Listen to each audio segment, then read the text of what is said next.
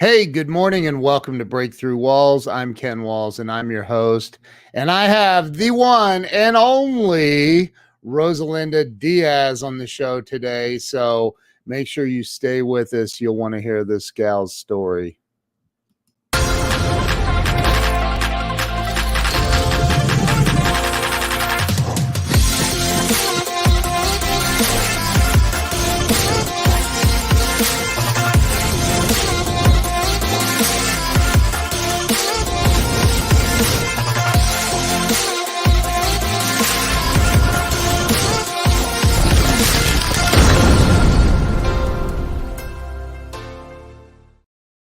And we are back. Let me bring RosaLinda on. Welcome to the show.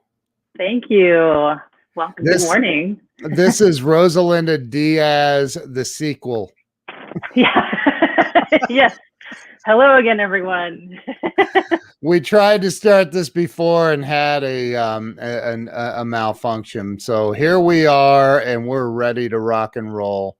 So I mentioned to you before that I started this show. It's been almost 3 years now. And hey, Edna, good morning. And so it's literally, I created this to help people have a breakthrough in life that get stuck, and we all get stuck and go through crap in life. And I think that by hearing other people's stories of how they went through crap in life and got unstuck, I think that's healing. It's helpful. So let's start with where you were born and raised. All right. So I was born in Santa Monica, California, which makes me a native Los Angelino. Apparently, we are very rare. LA is a very transient city. Hi, Thomas. So I grew up in an area called Silver Lake, and I had like a 1 block radius that was my domain as a child. So, even though you think of LA as a big sprawling city, it was very idyllic, almost country-like, where I could ride my bike and Wow. roller skate and wander around. And I mean, I was adventurous. So climbing the back walls, the easements of our apartment building to the other apartment building to get, my shortcuts. So I grew up in LA in a fun area, fun, creative area. So you were just out riding your bike in the streets of LA as a kid? Yeah, absolutely. I mean, I consider myself a city child, even though Los Angeles, when you think of a city, you think like New York City and high rises and all that. And Los Angeles is a different kind of a city, but it definitely wasn't where I grew up. It wasn't suburban, I wouldn't say. There were apartment buildings and houses and, at a church and a high school, actually the high school where they filmed Grease. Yeah. Grease up the street from me. Wow. The original Walt Disney movie, right? The original Walt Disney Studios was my grocery store. So at the corner of our street was a Mayfair grocery store. I think it's a Gelson's now. And that was the original Walt Disney Studios. Wow. And then what's fun, and so there used to be a plaque there in the parking lot that said that. And then on the other side of our apartment complex was these little thatched cottages. And they're just very out of character for the rest of the neighborhood. Very English Tudor looking, like really with the thatch and the white panels with the wood and everything. And they were actually the inspiration for the Seven Dwarfs cottage for Snow White and the Seven Dwarfs. What? Yeah. Wow. That's crazy. Yeah. So let me ask you this. Do you feel like California's changed at all? Yeah. I have a lot of friends. I have a couple of friends out there. They're very conservative, and they're like, "Yeah, this is the Republic of or the Soviet Republic of California now." It's gotten a little crazy. I'd be hard pressed to disagree with you on that one. It's very, it's really different. LA is not the LA of my youth, so. It doesn't. They say you can't go home again, and it's true. There's just that time. There's a period of time where you existed, and then it's changed. So yeah, LA Yeah. is, when I grew up, it was very creative. It was, a lot of artists, Yeah. and it was interesting. And LA feels really, I mean, and I think it probably always looked this way to everyone else, but it feels very superficial now, much more so Wow. than it ever did before. So, you know, I think I told you the story of me driving over to LA, right? And we went out, traffic. we went to the Santa Monica Pier because I was like, I just remember I didn't even know. I mean, my wife's been to LA 1,000 times, but I had never been there. And I'm like, Yeah. so I'm just driving, I guess, south on the freeway, and I'm like, oh, there's an exit for Santa Monica Pier. Let's check that out. And like I'd never, I've seen it Yeah. on TV. Let's go there. Yeah, And exactly. oh my gosh, it was interesting. There were things I remember on the pier when you're walking, where you don't want to have your little 7-year-old daughter seeing some of that stuff. I was like, honey, cover her eyes. Oh my God. So, but we went out to the restaurant. There's there was a Mexican restaurant out at the end of it was beautiful. It was amazing. So, yeah, Yeah. but yeah, One of the great things about LA is that you can go places that you have seen and that are famous on television and in film. And yeah. that's one special thing about living here.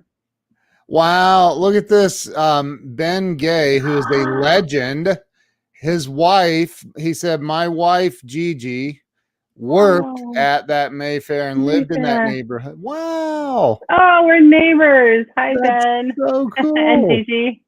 That's so cool. Small So, world. so did you ever like, okay, so you went to school, you went to grade I went school to and a all of good that? grade school called Ivanhoe that was 100 years old when I went there. Wow. So little schoolhouse. Yeah. I mean, not, like you think of LA, you're like, oh, well, you couldn't walk to school, it's dangerous and whatnot. I mean, I'm not a morning person ever, so I definitely got dropped off. But I would walk home once I was of an age. I walked home from school, and it was through busy streets, and I cut through alleys and whatnot. But I considered myself a bad what at that time. And we could, Badass. You can say yep. that. Can I say that? A Yeah. badass. Yeah. Definitely So had, some attitude. would you recommend that these days? No, I would not. You said not so much. No. So okay. So you went to high school there and No, no, oh no. So that was elementary school. I did 1 year of middle school here in Southern California. I was accepted to a performing arts middle school. So that was the best alternative to the regular middle school that you got funneled into. That yeah. place was very scary, and I did not want to go there. And I'm very lucky that I got through. It was called, I don't know if it's still around, but it was called 32nd Street Magnet School for the Performing Arts. Okay. And it was not in my neighborhood. It was for LA people. It was it's across the street from USC and next to the Shriners building. So quite a far ways away. So again, my mom worked downtown, so I got dropped off and then I took the bus home. It was an interesting experience for me. It was the first time, when you're in elementary school. I mean, if you go through elementary school through high school with everyone you've known for your whole life, you don't have this experience. But for me, all of a sudden I went to this school and I didn't know anybody. And that was a hard transition for me and would continue to be a hard transition for me through the rest of my school career.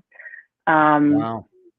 Yeah, that was the place that I learned to love reading. I did not fit in well. It was a mix of neighborhood kids that were able to go there, and then other kids that got in and were bussed in. It was a great experience. I mean, we had art, we had dance, we had drama, and I loved all those things. But it just the students and I didn't fit together. So every nutrition and lunch, I went to the library. I mean, I made a couple friends, but I went to the library and I hid pretty much. Wow. Why? And Was it you felt insecure? You weren't accepted? yeah, pretty much. This is probably not a popular topic, but no one really talks about this. I'm half Puerto Rican, half Caucasian. I don't necessarily look Puerto Rican. My name is very Hispanic. So I got a lot of pushback from the other Hispanic kids that did not think I fit in with them. And it was a very, Caucasian was the minority at the school. So that's just where the kids decided that that's where I belonged. Like I said, I made a couple good friends, but most of the time I kept to myself. Wow.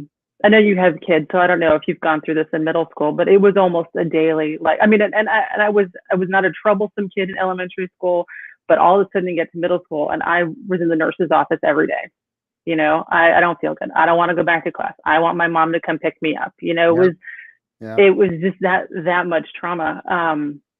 So anyway, so that's where I went to the library, and you can't go to the library and not pick up a book eventually. So I was a very slow reader, and I'm still a slow reader. But it was painful for me to have to do book reports and things like that in school.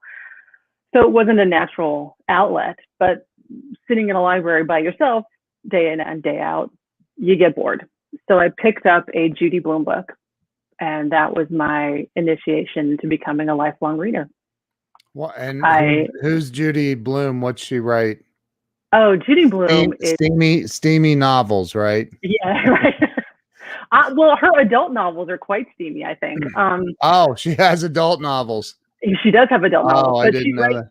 Yeah, she writes for kids, for adolescents. She's like the queen of the adolescent angst sort of novel. I mean, back in the day, angst is nothing about social media and things kids are going through now necessarily. Yeah, but right. The feelings are still the same.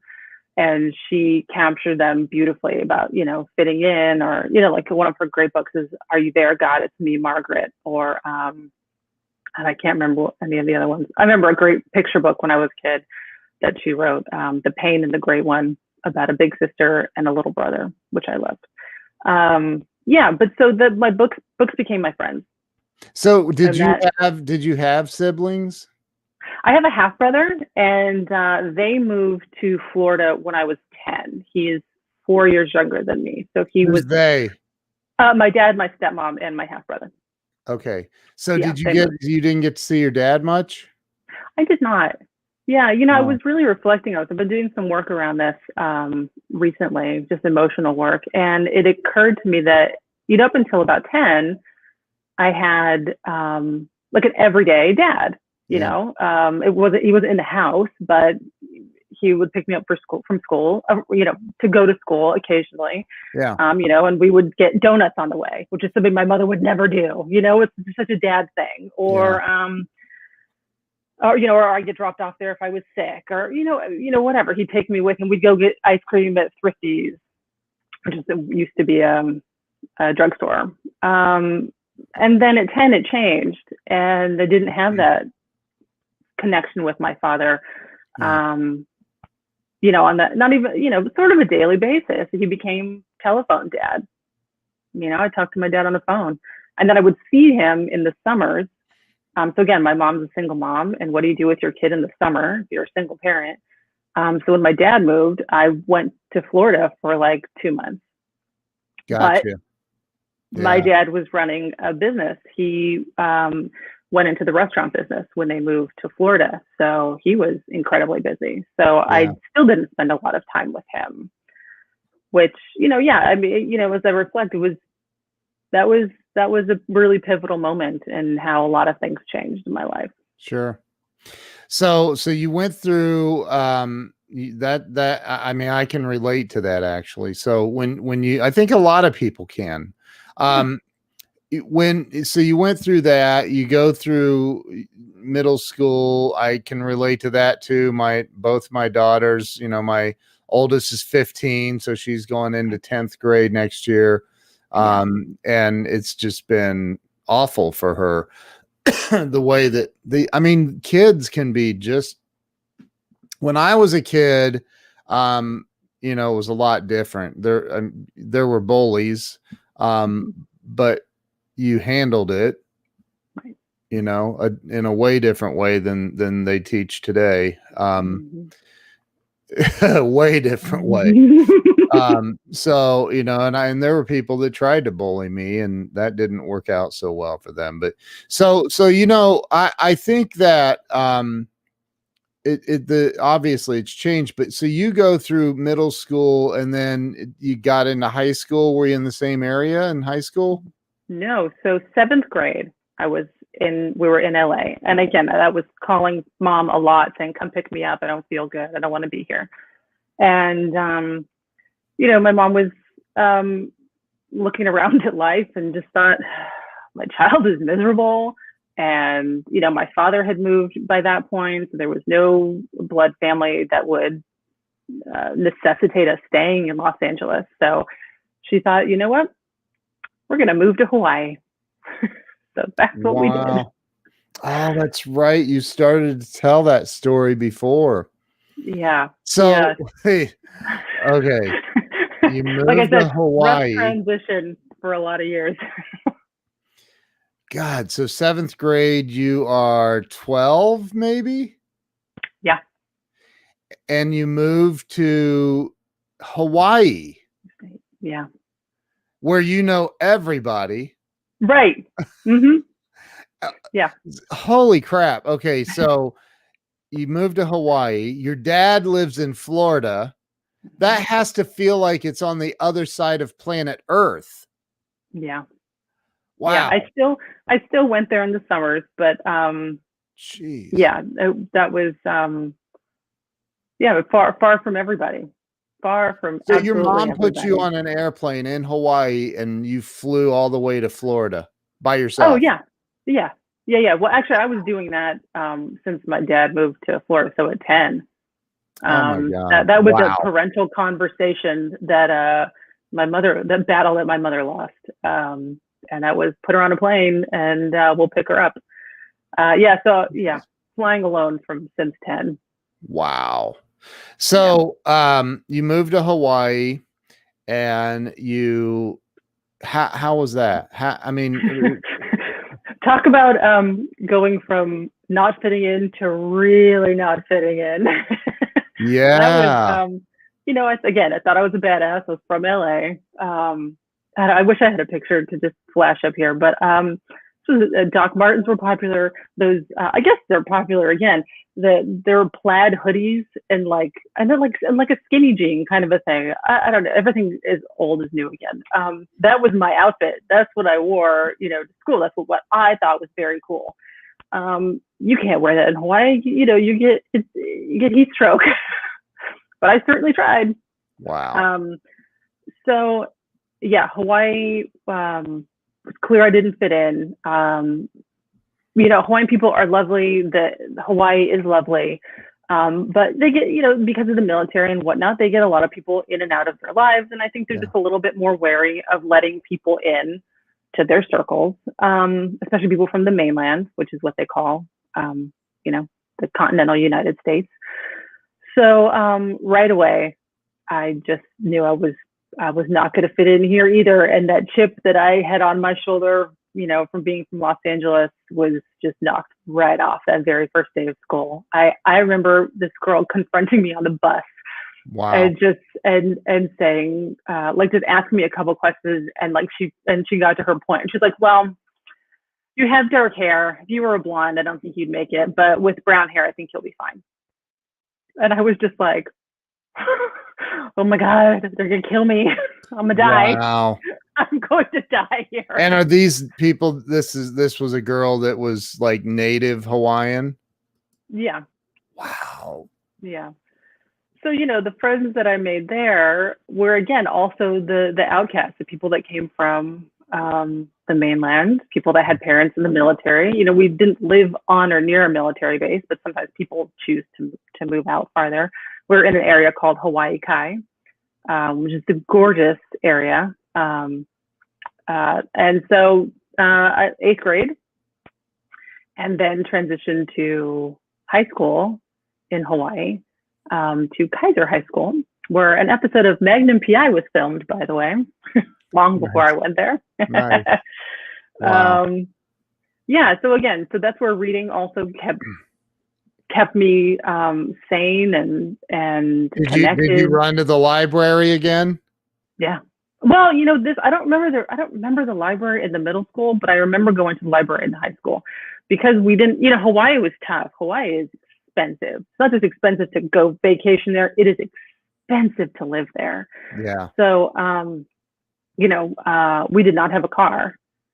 So life got really complicated. And I wouldn't have said that I was a spoiled child in Los Angeles, but, we had a car. We could go places. And so, this brought my world down even a little bit smaller, a little bit more humbling. And what did your mom do for a living? What did my mom's a legal secretary. Okay. Yeah. So she's able to find good employment. She was working at a law firm then, I assume. Yep. Okay. Yep. Wow. Downtown Honolulu. So in the morning, she would catch her bus, and her bus would go right in downtown. I would catch my bus across the street. I would go left to school.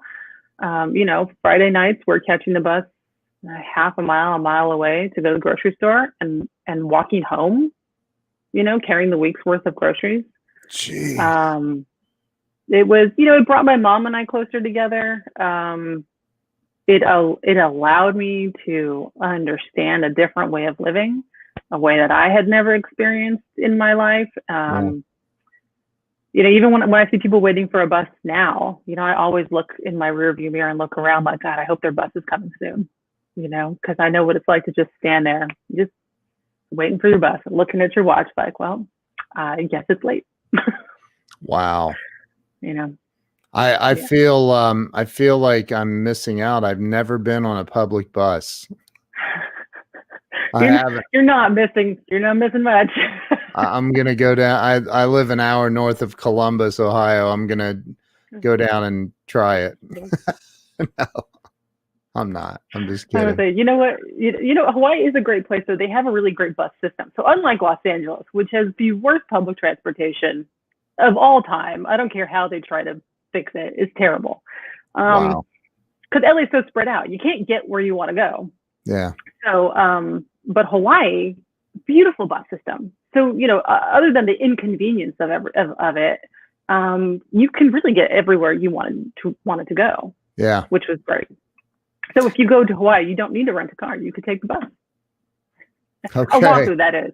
We lived on Oahu. I don't know what the bus system is like on the other islands, but yeah. Did you go to any of the other islands at all while you were there? Not while we lived there, but we had been. So my father's mother, my grandmother, lived in Hawaii for quite a few years when I was very small, and her and my mom had been quite close. So my mom and I would go visit her in Hawaii for vacation. Yeah. I had been to Oahu. My mom loves Hawaii, so we had taken a vacation, family vacation. Family being the two of us, family vacation to the Big Island, and then since we've gone to Maui quite a few times. Wow, that's awesome. So, how long did you stay in Hawaii? Did you graduate high school there? No, nope. Oh, the saga continues of being the new girl. Oh God. Yeah. So, freshman year of high school, they encourage you to go to the College and Career Center. Yeah. So I marched. I'm such a nerd. I'm sure no one else did this on their free time, but I walked in there, lunchtime or something, and went through all the brochures, and saw a brochure for Pepperdine, and I vaguely remembered seeing Pepperdine on the Hill in Malibu when I was living there, when we had gone to the beach. And I just looked at their brochure and I was like, yep, that's where I want to go to school. So I went home. Malibu. Oh yeah. Very expensive taste over here. Now, where is Malibu in comparison to Santa Monica? Yeah. So it's just up the coast, up PCH, depending on traffic, maybe like 30 minutes. North? Yeah, you could call it north. Okay. Wow. Yeah. It's secluded. It's lovely. You know, it's a very ritzy area. Anyway, so that's what I decided. I went home, told my mother, you know, she sighs and goes, well, you know, get good enough grades to get in there and we'll talk about it. So, you know, challenge accepted. But going into my sophomore year, I think my mom looked around and realized that putting me through college was going to be an incredible struggle from Hawaii, especially if I wanted to go out of state. And I did. There's no part of me that wanted to stay in Hawaii for college. Right. So we moved again. Wow. And this was a move that was, I would say, divine providence, in those moments where everything goes wrong, but you end up someplace that serves your next step. You know, we tried Virginia Beach, which is where my grandmother was living, and this is a summer of transition. You moved to Virginia Beach. Well, so what happened was is we just put everything in storage because it takes so long for things to get from Hawaii, so that it goes on a boat, of course, right? You know, no furniture or anything, just belongings.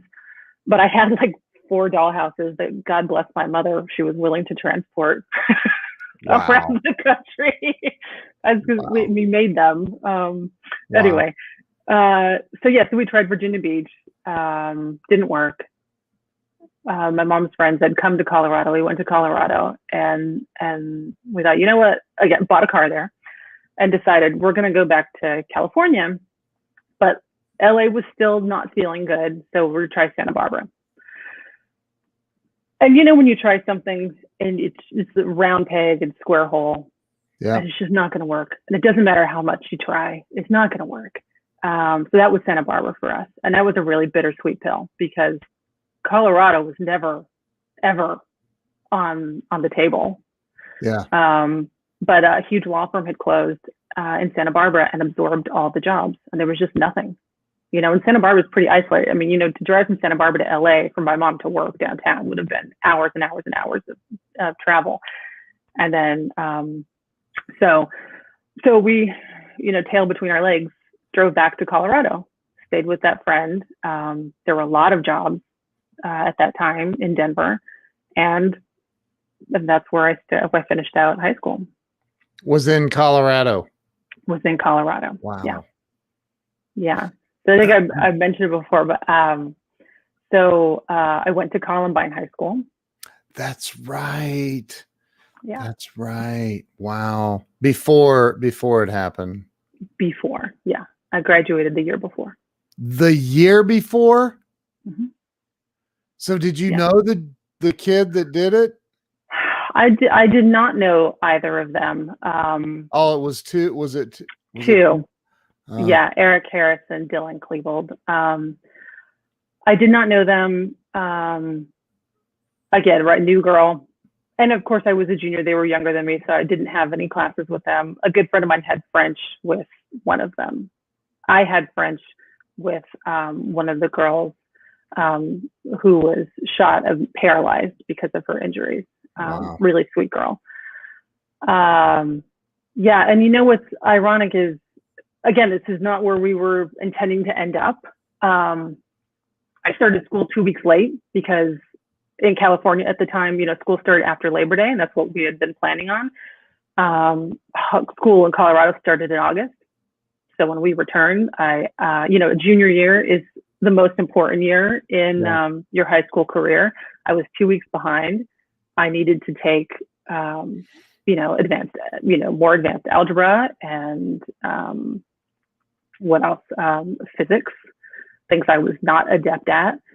But I remember distinctly, because I have always attended public school, and I attended public school at 3 different states. And the irony is, this is the best school I ever went to. Wow.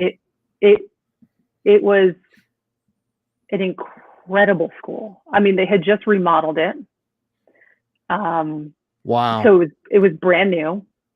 I mean, the first thing I said to my mom when the counselor took us around, and I just remember walking into that first hallway and making a left, and they had windows in the doors, you know, those like little peer-through windows, and looking in, and I turned to my mom and I said, all the desks match. And I'd never been to a school where the desks matched. It was Wow. like, it was like, going, wow, this is a rich school. This is going to be a good one. And it gave me a really good last 2 years of high school of education that So allowed did me. you know, is this a morbid? I don't know if this is a Hmm, morbid question, but did you know any of the students that were, no, no, I just did not. the one girl that lived? Yeah. Yeah. Thank God. Wow, what a It, horrific event. But and you were yeah. there the year before it happened. Mhm. Were you, that year were you still in Colorado? No. So I Oh, graduated you and went. I went to Pepperdine. That's right. Yeah. I Yeah. got So you in, went back. Did your mom go back to California with you? no, she was in Colorado for another few years. Halfway through my college career, she moved back out here. Yeah, but yeah, calculus, all the things, all the math. I I mean, so love you can't. math. I Oh loved it. God, Yeah. I know several people who are so good at math, and they say math is a feeling, and I look at them like they're an alien. I'm like, what do Yeah. you mean it's a feeling? It's the Yeah. feeling of despair. Well, I don't love any of it now, but science was what ugh. But I know. so Yeah. you ended up going to Pepperdine. Well done. Yeah. You Thank you. graduated from Pepperdine. You had a Yeah. degree in, Creative writing. of course. Yeah. Um, Well, the goal was to be an actor, and many people questioned why I was not getting a theater degree. I had no good answer for them. I think intuitively, I just knew that creative writing was where I wanted to focus my attention, but I thought I would be writing screenplays, not novels. wow. Yeah. Well, maybe, I mean, you're still very young. There's still Thank you. time. You might It's do, true. you might I could. do you might write a screenplay that changes the world. So, you graduate Pepperdine, and what does one do with a creative writing degree? I'm curious. Go to Yeah. work for the LA Times? Yeah, right. Um, so creative writing, it's so strange because it's not like there's no funnel that says this is what you do now. And again, the goal still when I graduated was to be an actor, a working actor, preferably. Yeah, that'd be good. Yeah. So I was an actor. I was not a working actor. Charles, hold on. Is this a replay? Was Charles have had the same experience? No, I think he was Okay. on Oh, the first interview we tried when everything fell apart. okay. Charles, this is where everything gets new. Yeah. So So, you get out of, I didn't go to college. In fact, I dropped out of high school. So I don't know what professors teach. I know what some of the teachers shouldn't be teachers, but do they not say along the way, hey, by the way, when you graduate with this creative writing degree, you're probably going to be lost for a little bit, wondering what to no, do. no, good God. I wish somebody had. I wish there would have been a class in, hey, guess what? There will be a lot of existential despair when you graduate college. No, there was, no, there was none of that. Yeah. Yeah, that's where I think education falls down quite a lot.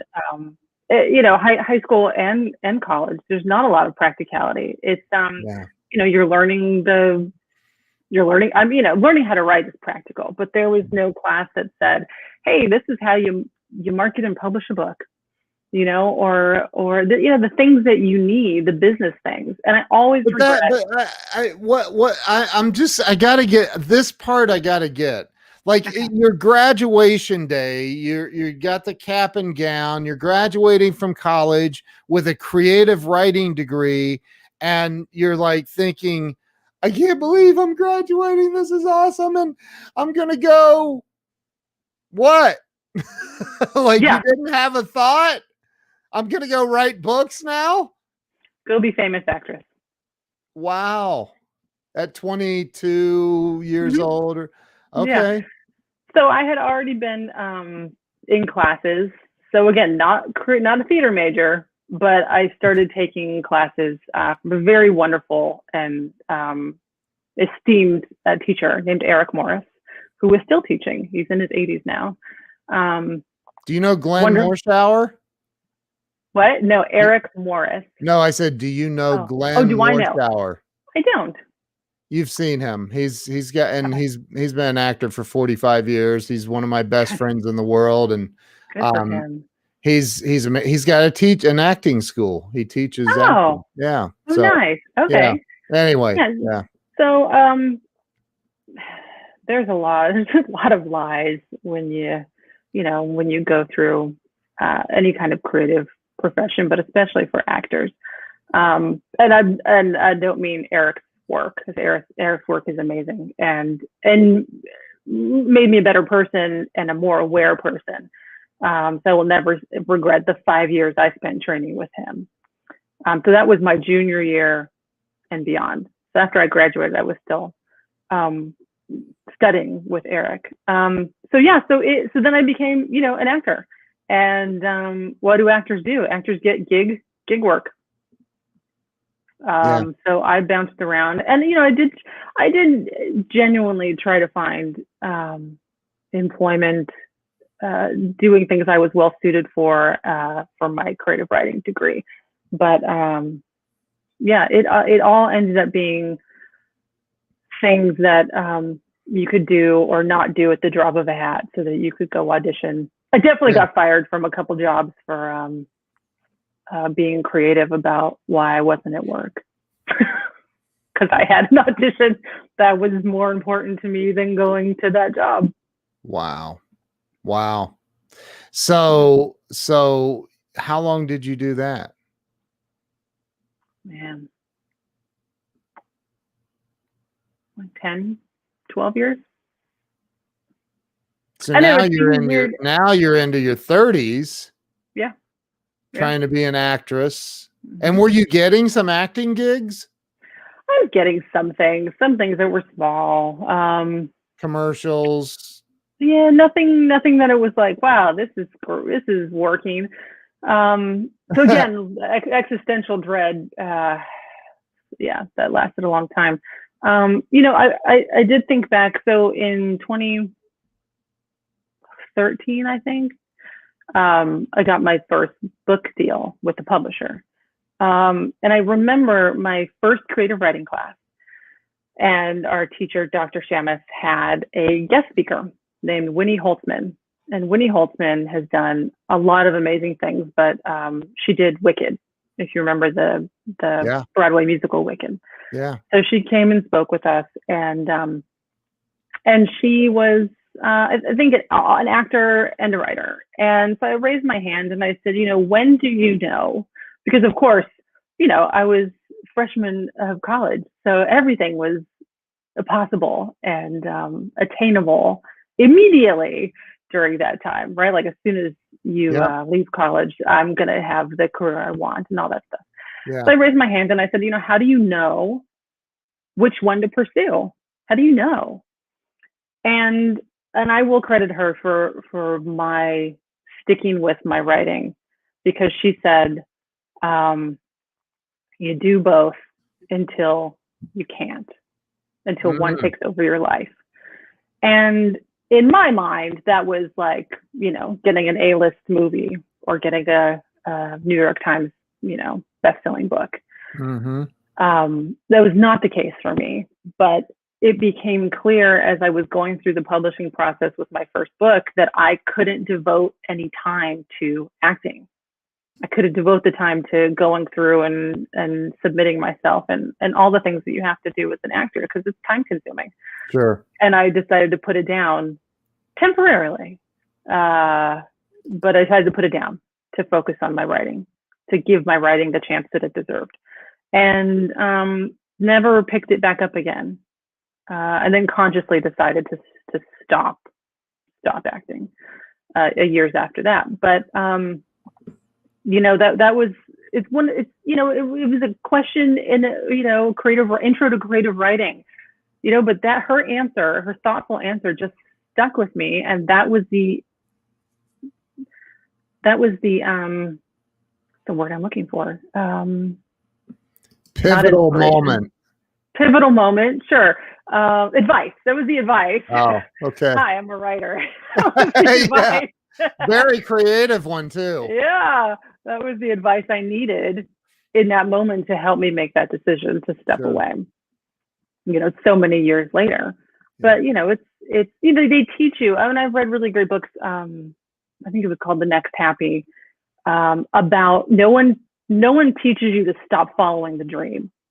There's no great wisdom that says, now's the time to give up, or, like, hey, here it is.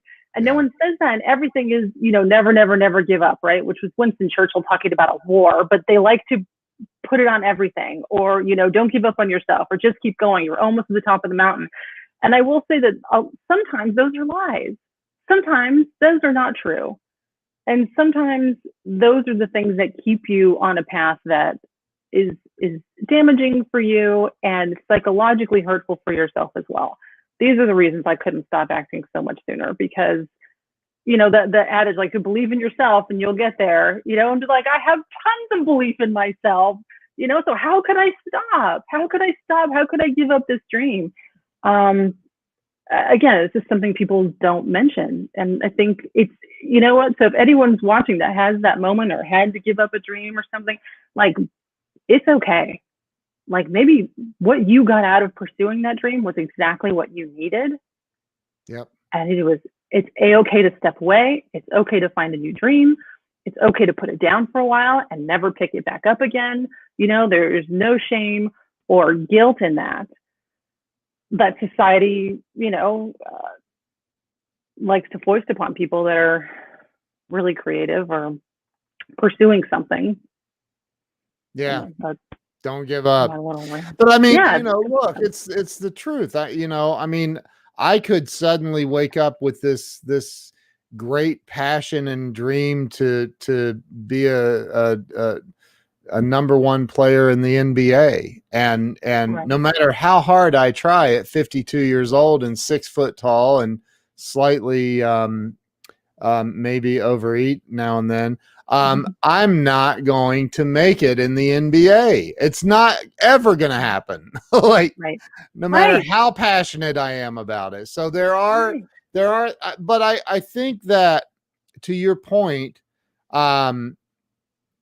yeah, Sean says, is that why I still don't play the guitar or piano? Maybe. But I think that you're right. There is a moment where you have to select the path. And I think that comes from trusting your gut, which I believe is God talking to you, right? Yeah. You have to be able to listen and trust that and go in that direction. Like Henry David Thoreau said, go confidently in the direction of your dreams.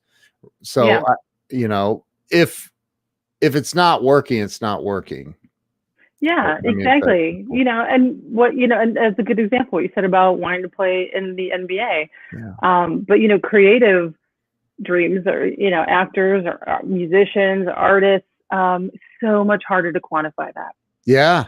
So much harder. And because you also hear so often about people that are like, well, I struggled for years and years and years and years. And then I got my big break. And that's that carrot. It's the carrot that comes in front of you, and you just, So again, and I didn't give up, or I didn't stop, and then not do anything else creative. From that point, I've published 11 books. That I would not have been able to do while being divided in my attention. There's just no way. So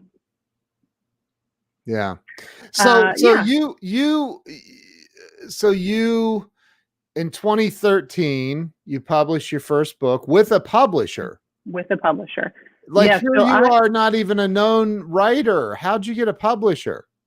Well, so I wrote Bee Stings in 2005. Worked on it for a really long time, did workshops and edited and all that sort of stuff, but was also sending it to publishers and agents all over the place.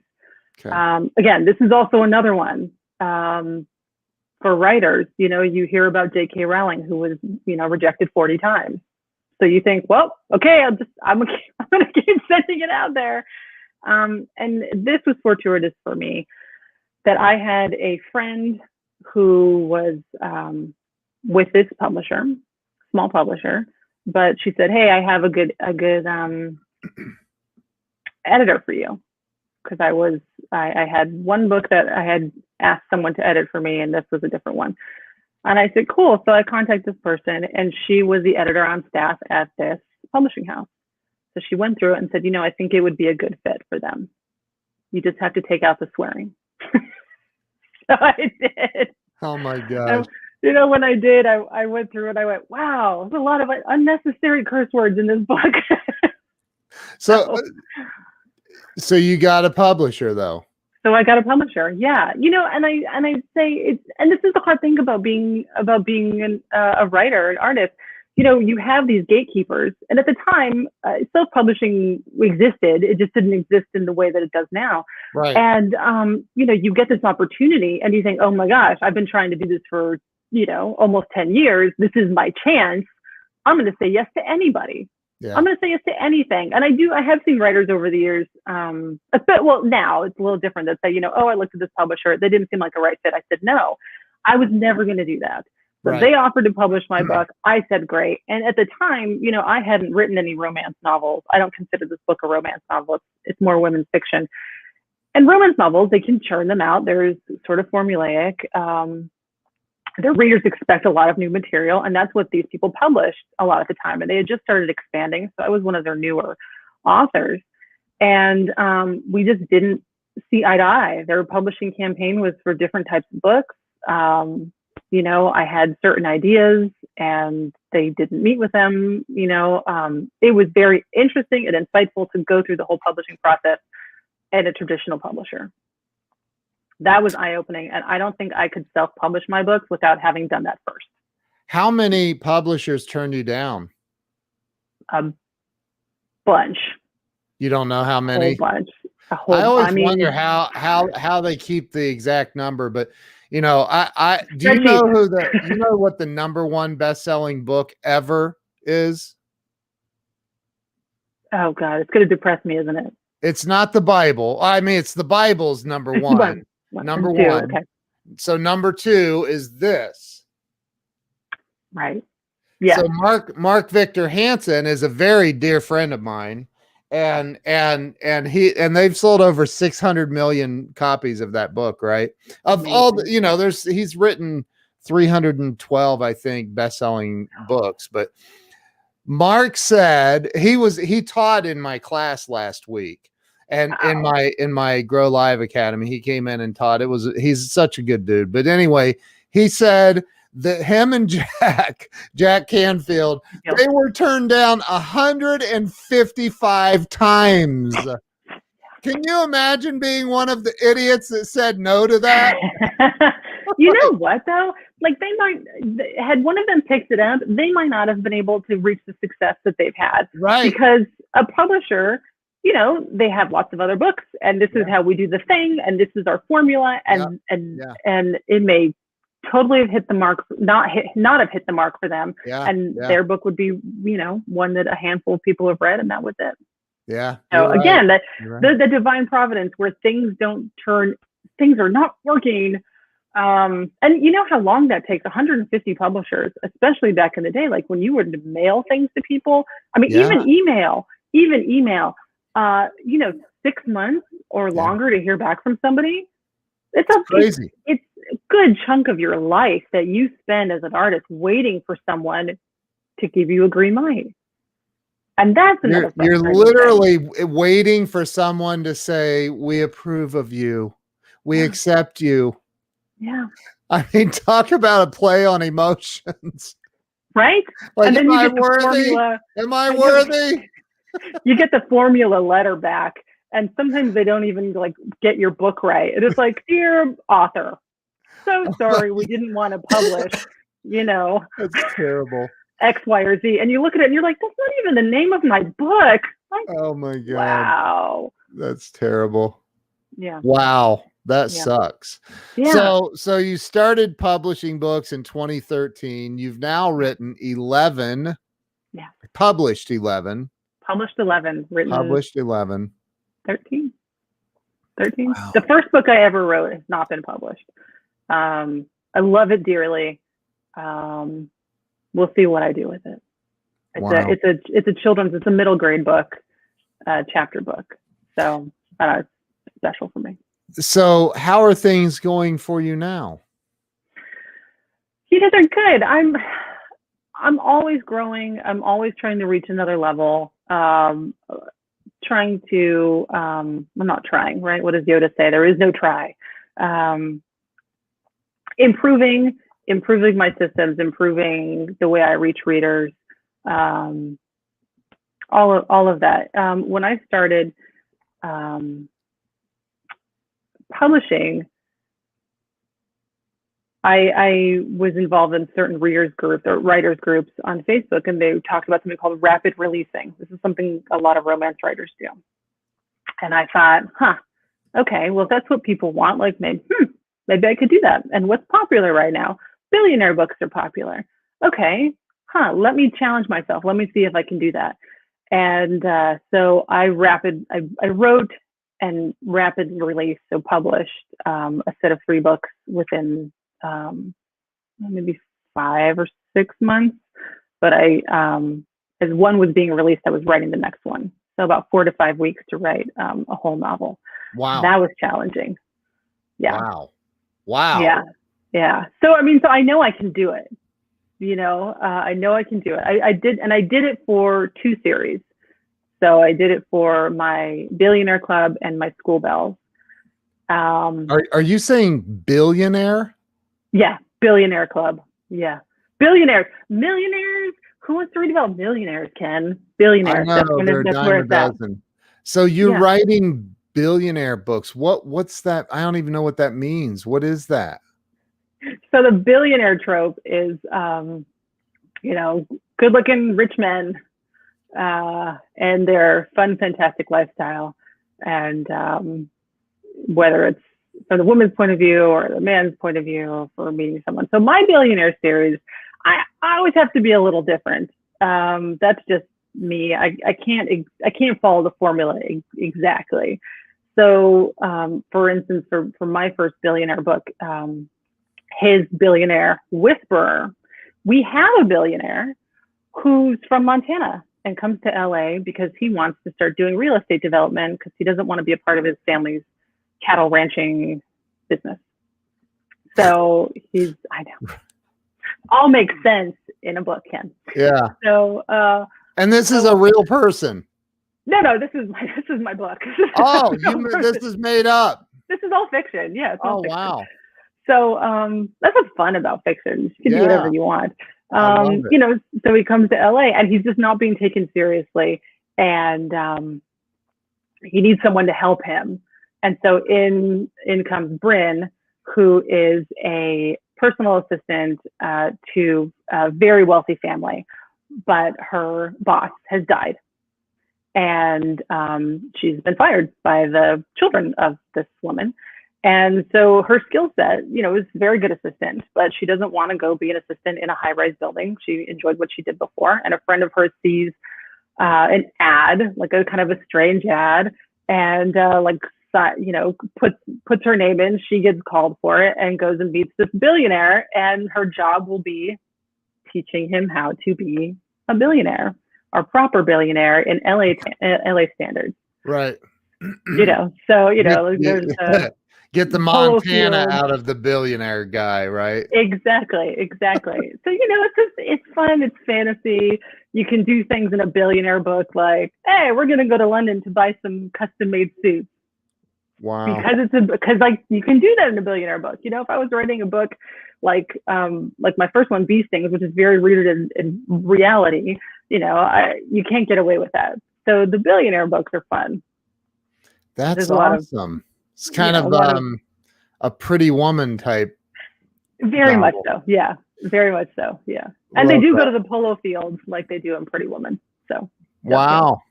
Yeah. What's the title of that book? The first billionaire book. His Billionaire Whisperer. His HIS. Because His Bryn is the whisperer. Love that. Yeah. Love that.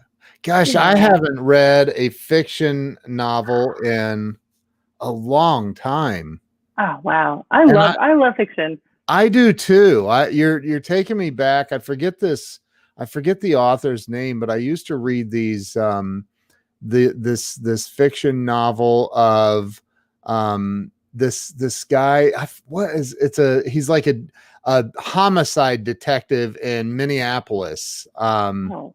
I forget, it's very, very popular. But anyway, I used to read this guy's novels, and yeah. So wow, you're taking me back. Maybe I need to, and that, I think that when you're reading fiction, there's a lot of business moguls that are like, don't read fiction books, read, stuff that, but I think what happens is because the creative side of the human brain is the right side. And I think that when you're reading something fiction, especially if it's by a great author like you, it takes you to that right. It activates the right side of your brain, and you can be more creative in your business and in your life. Yeah, absolutely.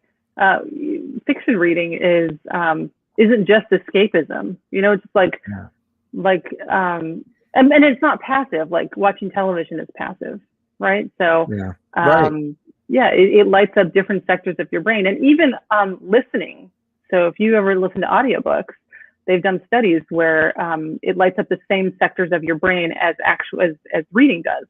Yeah, your brain is still processing the story and still doing things in that same way.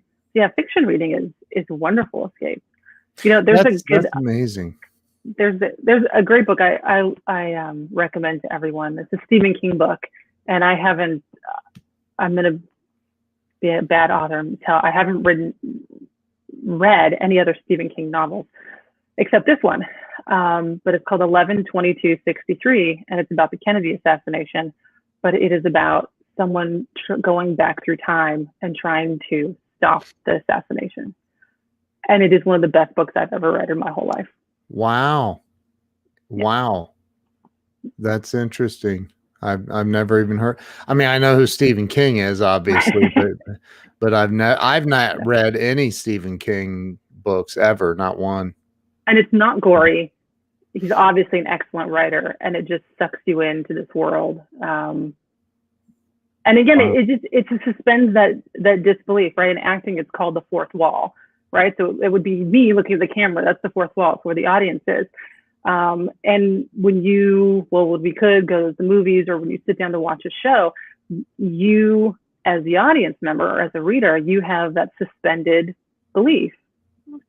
disbelief, right? So I will buy into what you are telling me because this is what is here. So he does that really well. Oh, thank you, Charles. Anyone knows someone at Hallmark, look me up. I'll bet $100 that Glenn Morshower is watching this right now. Glenn played Agent Aaron Pierce on the TV show 24 with Kiefer for 7 years. Oh my goodness. He's on a current TV show called The Resident. He's got all he's been in over 250 movies and TV shows. So I applaud you. Working actors. You know him, I guarantee it. You know his face. I do. But anyway, so he's probably watching this, or he'll see the replay, and I know he'll just adore you. So but I think that and I cannot believe, I've been sucked into this interview. So I can't believe we're at an hour. I want to ask you a couple of questions. We'll go a little bit over. Okay. Number one, and I ask these questions of every guest that comes on the show. So the number one is, in your opinion, Now, the number one answer is fear.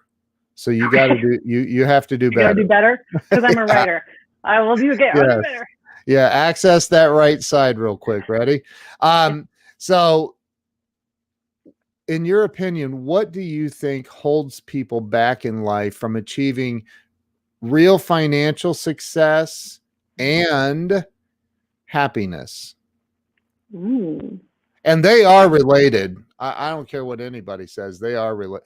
Yeah. You take any miserable person and dump $1 million in their lap, they're gonna be happy for a minute at least, right? So Yeah. there is some relation. But what do you think holds people back in life? I'm gonna go with ownership. That's a unique answer. What do you mean by that? I think ownership of your choices, ownership of your attitude, taking responsibility for yourself, for your day, for your trajectory, and all those things. I think ownership is something um,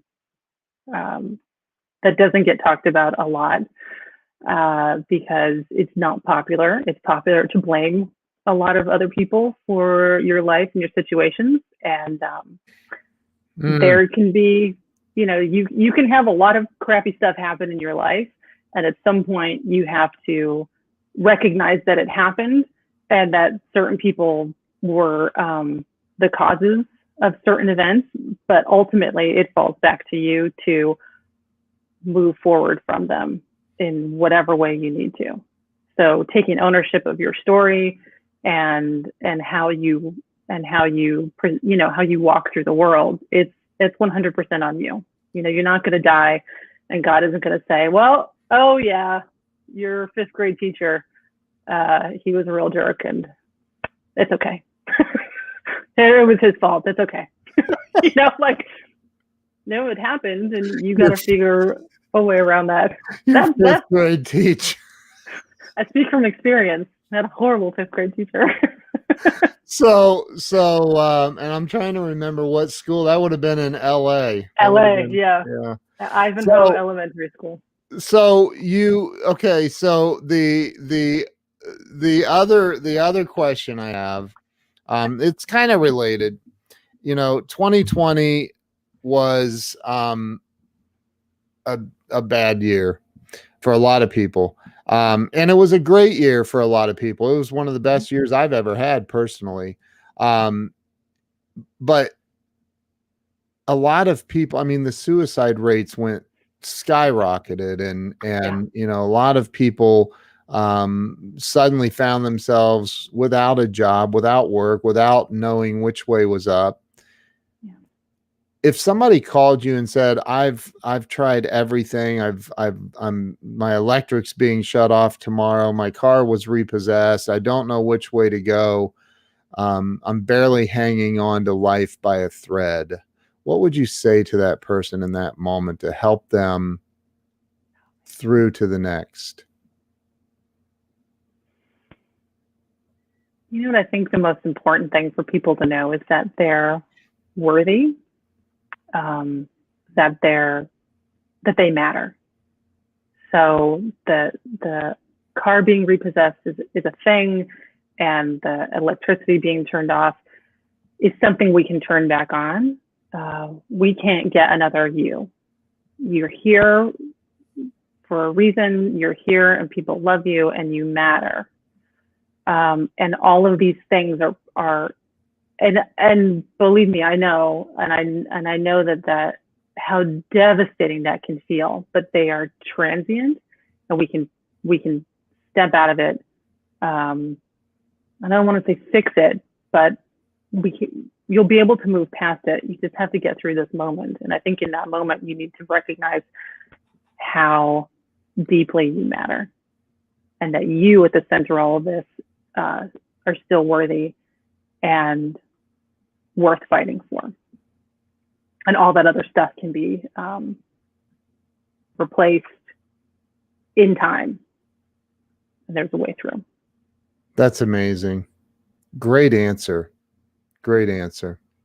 I am I don't know if you know this. I'm an Amazon influencer, and I'm one of a there's I don't know how many people are allowed to go live on Amazon directly, but I'm one of them, and it's a very small percentage of the planet.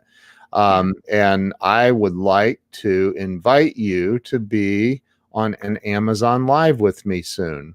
Oh, I would love that. And Thank you. I'm we'll honored. sell the doo-doo out of your books. And Woo! so we need everybody to go over to your website. Is all of your social media on there as well? No, I think my web guy said that oh, thank you, Tom. That it was important to keep it all about the books. So it is not on there. Okay. Well, I've been a web guy for 27 years, and I teach social media. So you can tell your web guy that I said he's wrong. You need to have your social media links on there. Like that's what I always thought too. And I was like, oh, you gotta. So where's the best social media place for everybody to follow you? Facebook, Instagram? Yeah, so Facebook is a great place to follow me. So back in the day when they're like, get your Facebook address. Yeah. And so I did, but I did it from my personal account. So you can't do just my name. It's not going to go to the right place. So what I came up with is, facebook.com/RosaLinda, the letter S, the letter I, and then my last name, Diaz. So if you were to spell that out, it would be RosaLinda's Diaz. Clever, huh? Yeah, I love that. So that's how you get to me on Facebook. So RosaLinda's Diaz. Well, they can also follow your personal page. I mean, you can have followers on there too. So that's true. Everybody go are you on Instagram? I am on Instagram. It's Gumption, GUMPTION _and_Grace. We have to talk. I need to help you with social media. Anyway, RosaLinda, you're awesome. I think your energy is just beautiful. I love what you're doing, and I think everybody needs to follow you and watch your journey as you publish 1,100 more books and write that screenplay and get on with the Hallmark thing that Charles is talking about. You're an amazing lady. So thank you so much for coming on and sharing. And I'm glad it worked out this time too. Oh, yes. All right. Well, thank you everybody who's watched. Thank you to everyone. A bunch of people did share this out. So thank you for sharing. Excuse me. And so thank you, RosaLinda. Thank you, Ken. We'll see you guys later. Have a great day. Oh, and happy Good Friday and happy Easter, everybody. Happy Easter, everybody. Yes. Coming up. So blessed Easter. Yeah. See you guys.